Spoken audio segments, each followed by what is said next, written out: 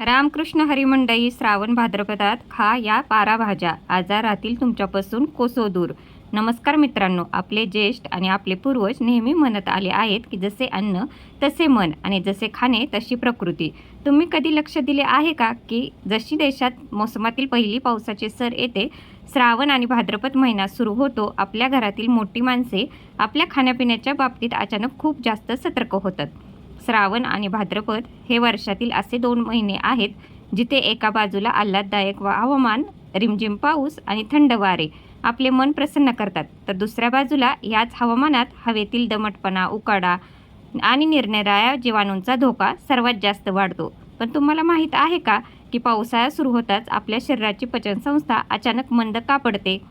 आयुर्वेद आणि आधुनिक वैद्यकशास्त्र दोन्ही या गोष्टीवर पूर्णपणे सहमत आहेत की पावसाळ्याच्या दिवसात माणसाची जठराग्नी म्हणजेच पोटाची पचनशक्ती खूप कमकुवत होते. थोडासाही निष्काळजीपणा, थोडेसे जड जेवण किंवा चुकीच्या भाजीची निवड तुम्हाला पोटाचा संसर्ग, गॅस, ॲसिडिटी, उलट्या, जुलाब, थकवा किंवा मग साथीच्या तापाचा बळी बनवू शकते. पण घाबरण्याचे अजिबात कारण नाही. जर श्रावण आणि भाद्रपदाच्या या 60 दिवसात तुम्ही तुमच्या ताटात योग्य भाज्यांची निवड केली तर विश्वास ठेवा, तुम्हाला संपूर्ण पावसाळ्यात डॉक्टरांकडे जाण्याची वेळच येणार नाही. आपल्या पहिल्या आणि ताकदवर भाजी ती म्हणजे पडवळ. पडवळ ही भाजी अमृतापेक्षाही कमी मानली जात नाही. आयुर्वेदानुसार पडवळाचा गुणधर्म असा असतो जो पोटाच्या आत जमा झालेली उष्णता आणि पित्तदोष ताबडतोब शांत करतो. पावसाळ्याच्या दिवसात जेव्हा आपले पोट मंद पडते तेव्हा पडवळात असलेले तंतुमय घटक आपली पचनसंस्था सुपरफास्ट बनवण्याचे काम करतात. पडवळाची सर्वात मोठी खासियत ही आहे की ते आपले रक्त नैसर्गिकरित्या स्वच्छ करते. पावसाच्या दिवसात खूप लोकांना चेहऱ्यावर पुरळ, फोड किंवा त्वचेचा संसर्ग होण्याची तक्रार होऊ लागते. जर तुम्ही आठवड्यातून 2 ते 3 वेळा पडवळाची भाजी किंवा त्याची हलकी भाजी खाता तर ते तुमचे रक्त स्वच्छ करून तुमची त्वचा पूर्णपणे चमकदार आणि रोगमुक्त सुद्धा बनवून ठेवते. आता बोलूया आपल्या दुसऱ्या आणि अत्यंत परिणामकारक भाजीबद्दल, जिचे नाव आहे कारले. हो मित्रांनो, कारल्याचे नाव ऐकताच खूप लोकांचे तोंड कडू होते. विशेषतः मुले तर याला पाहूनच दूर पळतात. पण विश्वास ठेवा मित्रांनो, श्रावण आणि भाद्रपद महिन्यात हवा आणि पाण्यात पणपणणाऱ्या बुरशीजन्य आणि जीवाणू संसर्गाला मुळापासून संपवण्याची ताकद जर कोणत्या भाजीत असेल तर ती फक्त आणि फक्त कारल्यातच आहे. कारल्यामध्ये विषाणूरोधक, जीवाणूरोधक आणि बुरशीरोधक गुण भरपूर प्रमाणात आढळतात. हे केवळ तुमचे रक्तातील साखरेचे प्रमाण नैसर्गिक पद्धतीने नियंत्रणात ठेवत नाही, तर तुमच्या यकृताला आतून पूर्णपणे स्वच्छ करून टाकते. पावसाळ्यादरम्यान आपली रोगप्रतिकारक शक्ती बरीच कमकुवत होते. अशा वेळी कारले तुमची रोगप्रतिकारक क्षमता इतकी मजबूत बनवून देते की मोसमी आजार तुमच्या आसपासही भटकणार नाहीत. आठवड्यातून किमान 2दा कारल्याचे सेवन तुमच्या संपूर्ण कुटुंबाला निरोगी ठेवू शकते. तिसऱ्या क्रमांकावर येते भारतात प्रत्येक घरात बनणारी अत्यंत साधी आणि गुणकारी भाजी म्हणजेच दुधी भोपळा.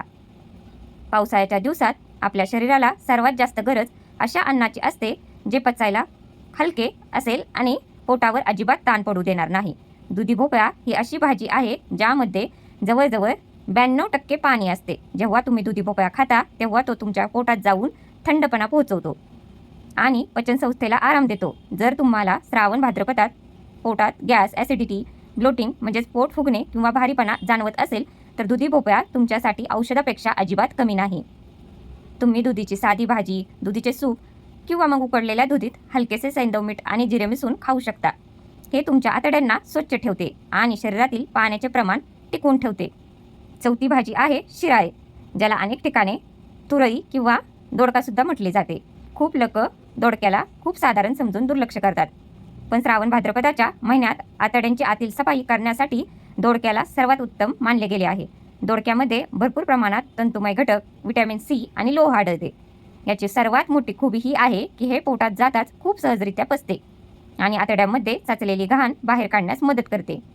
पावसाळ्याच्या दिवसात जेव्हा लोकांची शारीरिक हालचाल कमी होऊ लागते तेव्हा या कारणाने बद्धकोष्ठतेची समस्या होऊ लागते. तेव्हा दोडक्याचे नियमित सेवन सकाळी पोट एकदम साफ ठेवते आणि तुम्हाला दिवसभर हलके आणि ताजेतवाने वाटते. 5व्या क्रमांकावर बोलूया डांगर म्हणजेच लाल भोपळा किंवा पोह्याबद्दल. श्रावण आणि भाद्रपद महिन्यात लाल भोपळ्याचे सेवन करणे आपल्या डोळ्यांसाठी, हृदयासाठी आणि मानसिक ताजेतवानासाठी अद्भुत काम करते. लाल भोपळ्यात बीटा कॅरोटीन, व्हिटॅमिन ए आणि भरपूर शक्तिशाली अँटीऑक्सिडंट्सचा खजिना असतो. पावसाच्या दिवसात शरीराच्या आतील पेशीमध्ये नुकसान होण्याचा धोका असतो आणि शरीरातील आतील सूज म्हणजे संसर्ग वाढू शकतो. लाल भोपळा शरीराची ही सूज कमी करतो. याशिवाय श्रावण भाद्रपदाच्या आल्हाददायक पण सुस्त हवामानात जेव्हा शरीरात आळस आणि थकवा पसरलेला असतो तेव्हा लाल भोपळ्याचे सेवन तुमच्या शरीराला लगेच नैसर्गिक ऊर्जा प्रदान करते आणि तुमची प्रतिकारशक्ती वाढवते. 6वी भाजी आहे छोटे छोटे दिसणारी तोंडली. तोंडली दिसायला भली छोटी वाटत असली तरी गुणांच्या बाबतीत ती भल्या भल्यांना मात देऊ शकतात.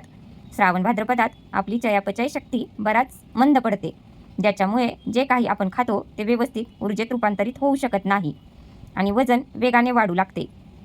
तोंडली तुमची मंद पडलेली पचनशक्ती ताबडतोब सक्रिय करतात. हे रक्तातील साखरेची पातळी संतुलित ठेवण्यास मदत करते आणि शरीरात अतिरिक्त चरबी जमा होऊ देत नाही.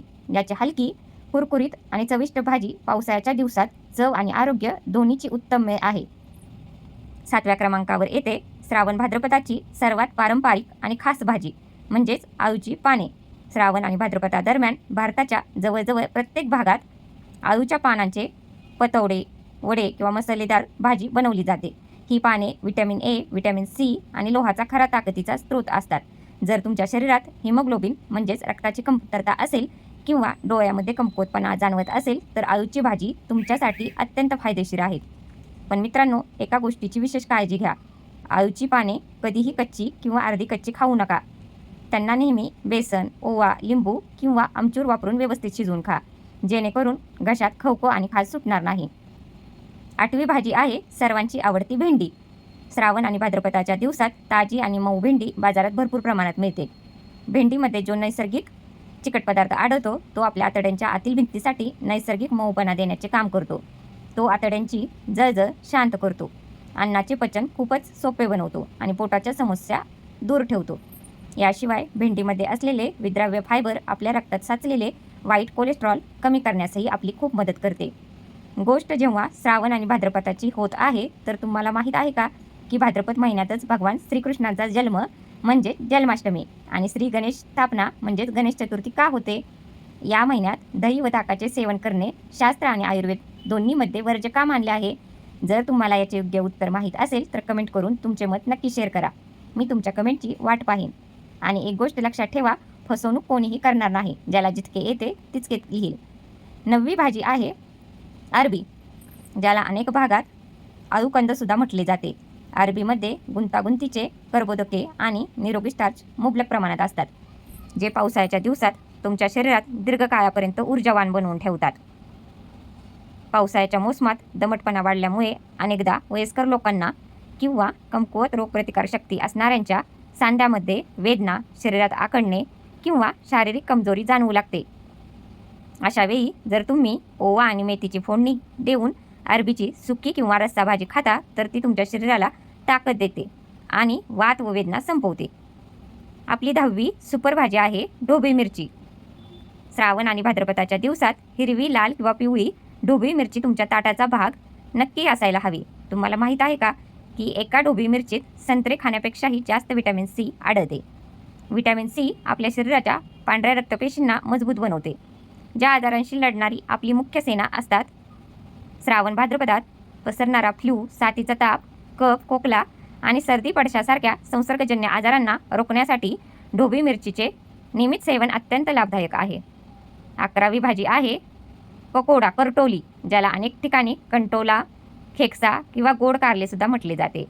करटोली ही अशी भाजी आहे जी फक्त आणि फक्त पावसाळा आणि श्रावण भाद्रपदाच्या दिवसातच आढळते. आयुर्वेद आणि विज्ञान दोन्ही करटोलीला पृथ्वीवरील सर्वात जास्त ताकदवर आणि पौष्टिक भाज्यापैकी एक मानतात. यामध्ये मांसाहारापेक्षाही कित्येक पटीने जास्त प्रथिने, अँटीऑक्सिडंट्स आणि पोषक घटक आढळतात. ही भाजी केवळ तुमच्या शरीराची कमजोरी क्षणात गायब करत नाही, तर पावसाळ्याच्या दिवसात होणाऱ्या कोणत्याही प्रकारच्या हट्टी संसर्गापासून आणि मोसमी तापापासून तुम्हाला 100% सुरक्षा प्रदान करते. व्हिडिओ प्रश्न. आता या प्रश्नाचे उत्तरसुद्धा नक्की देऊन टाका. पाहूया तुम्ही किती लक्ष देऊन हा व्हिडिओ ऐकला आहे. चला पाहूया की तुम्ही तुमच्या आरोग्याबाबत किती सतर्क आहात. आतापर्यंत सांगितलेल्या भाज्यांपैकी ती कोणती एकमेव भाजी आहे ज्यामध्ये संत्र्यापेक्षाही जास्त व्हिटॅमिन सी आढळते आणि जी फक्त श्रावण भाद्रपदाच्या दिवसात आजारांना दूर ठेवते? व्हिडिओ मागे न घेता लगेच आपले उत्तर कमेंट बॉक्समध्ये मला लिहा. बघा, एक गोष्ट जी मी आधीसुद्धा म्हणाली आहे ती म्हणजे फसवणूक करू नका. आता सांगितले आहे, मी लक्ष देऊन ऐकले असेल तर तुम्हाला नक्की आठवत असेल. आणि आपली 12वी व शेवटची भाजी आहे शेवगा. आयुर्वेदात शेवग्याला 300पेक्षाही जास्त आजारावरील उपाय मानले गेले आहे. याच्या शेंगा आणि पाने दोन्ही पोषणाचा खजिना आहेत. शेवग्यामध्ये कॅल्शियम, पोटॅशियम, लोह आणि व्हिटॅमिन सीचे भरपूर प्रमाण असते. श्रावण आणि भाद्रपदाच्या दिवसात शेवग्याचे सूप पिणे किंवा त्याची भाजी खाणे आपल्या हाडांना पोलादासारखे मजबूत बनवते, शरीरातील विषारी घटक बाहेर काढते आणि रोगप्रतिकारक शक्ती कित्येक पटी